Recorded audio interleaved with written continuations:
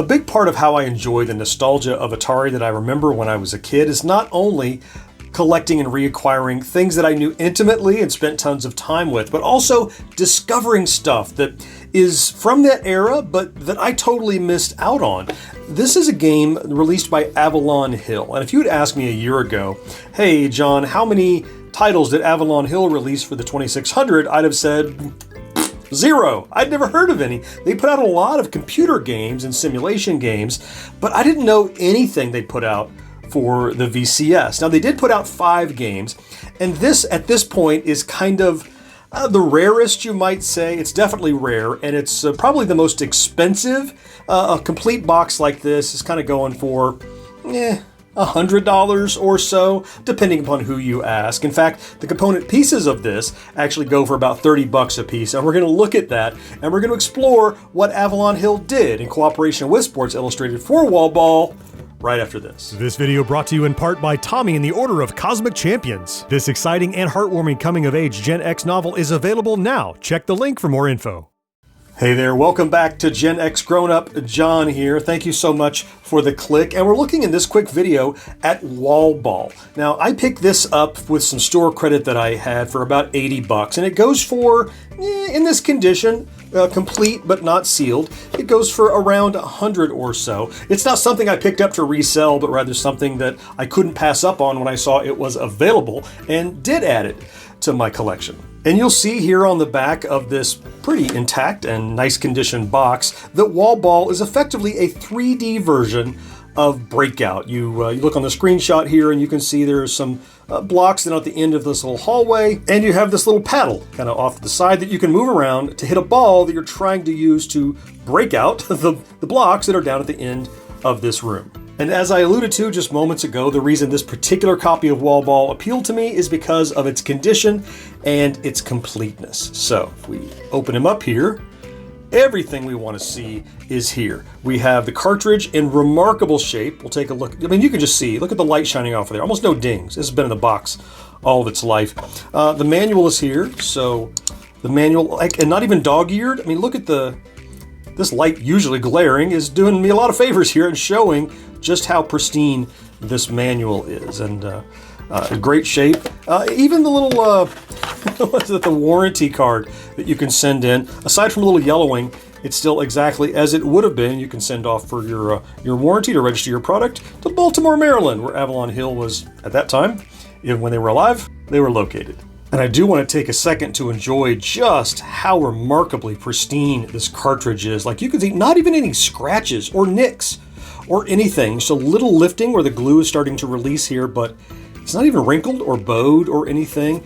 And if you look at like the back here, it's as if it lived in this box its entire life. I mean, it's not even evident whether or not it was ever played, but we're about to play it.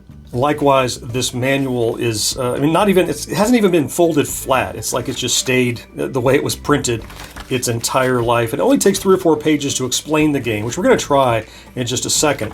But the whole back half of this manual is other games that they have released. Now, here there's the only 2 at the time they had released, Death Trap and London Blitz. They since did a couple more. There's a Shuttle Orbiter and something else that slips my mind. And then all their microcomputer games that span a whole bunch of pages. Now, I mentioned that its value, as seen here in this condition, not sealed, but complete, is worth about $100. And if you look for comps online, you'll see that in reality, here's about $100, but this is about $30, $30, $30. The box and the manual are worth as much as the cartridge is, so combined, that's about $100. Now, I've read this manual, I understand how to play. It's pretty straightforward. You could probably guess from the screenshots how to play, and you're not going to be wrong, I don't think. But if you're like me, you may have never seen this game played. I didn't even know it existed until I saw it sitting under glass in a game store. So let's hook up the Atari, plug it in, hook up to the TV, and check it out. And here's Wall Ball making a bunch of noise. You can see the little Avalon Hill logo back there in the background where they're advertising who made it. It's an interesting way they're showing the versions of the variations of the game. So it's just cycling through different levels, and it shows you how many balls you're going to have. And look, they know this game is difficult because of how many balls they give you. I'm going to play level 1 because this is a tough game to not be terrible at. So let me just restart it. I'm going to hit the trigger. Oh, and I'm already playing. All right. I'm down a couple of balls. So there's no shadow on the ball, so it can be pretty tough and to easily miss it and not track it. And you can see I have 95 balls there, and they're dropping fast. Now the object is not to have to clear every single ball, but 57 of the 75 balls that are back there. And you can see I've gotten about 3 of them so far. So now you can perform some, depending on where you hit it with the paddle matters, and if you're holding down the trigger, that will determine what kind of hit you're going to do. It's all I can do to just keep my little target, my little paddle, which apparently is a sprite, keep it in the right place for when the ball gets full size. And it surprises me a lot of the time. And if you stay on top of it, I mean, you could get a few hits in, but it's definitely, like, look, that was a miss. And it's a little hard to tell when you've hit the ball and when you can start moving, but it's not hard to tell when you've missed the ball, because that obnoxious noise that I expect gets really annoying until you get good at the game, which I have not done. You pretty well just have to keep that cursor over the ball all the time and hope you're in the right spot when the ball gets full size. And don't move off of it too quickly. Like, you're trying to lead it, but it's just so tough. I can't imagine this was a very big hit for them. I expect a lot of people found it too difficult. I expect it's quite rewarding if you keep playing it and you get good at figuring out when that ball is going to get full size like that. I mean, you can see I got a pretty decent volley there for a second, and then I'm going to lose 4 or 5 balls in a row, but that's just feel like the nature of that game.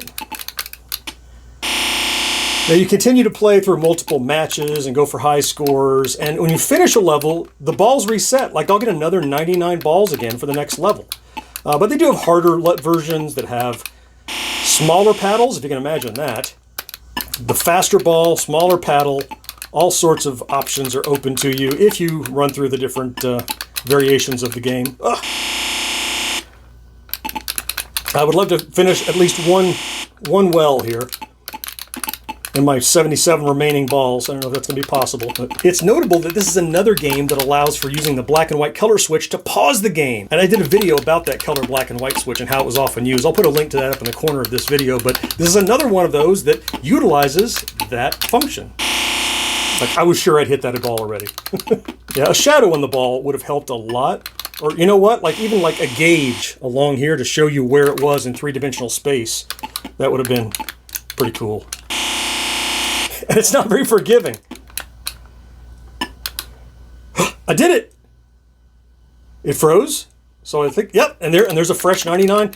Is my paddle smaller now? Oh my goodness, I think it is. In case this wasn't, yeah, on to level 2, which means, yeah, the paddle got smaller on me. I don't think the ball speeds up yet, but definitely the paddle has gotten smaller, so. That noise is going to haunt me in my sleep. It's an interesting take on Breakout. I mean, it's just suffering from the limitations of probably what Atari's technology and the state of programming back then would allow the developers at Avalon Hill to do. So that's Avalon Hill's Wall Ball. What do you think about this game? Did you know about it already? Did you own it? Or more importantly, if you had seen it as a kid and see what the gameplay is like, would you have bought it and added it to your collection? Let me know down in the comments what you think of this one. I certainly hope you found something to enjoy in this video. I can't wait to talk to you again next time. Bye-bye.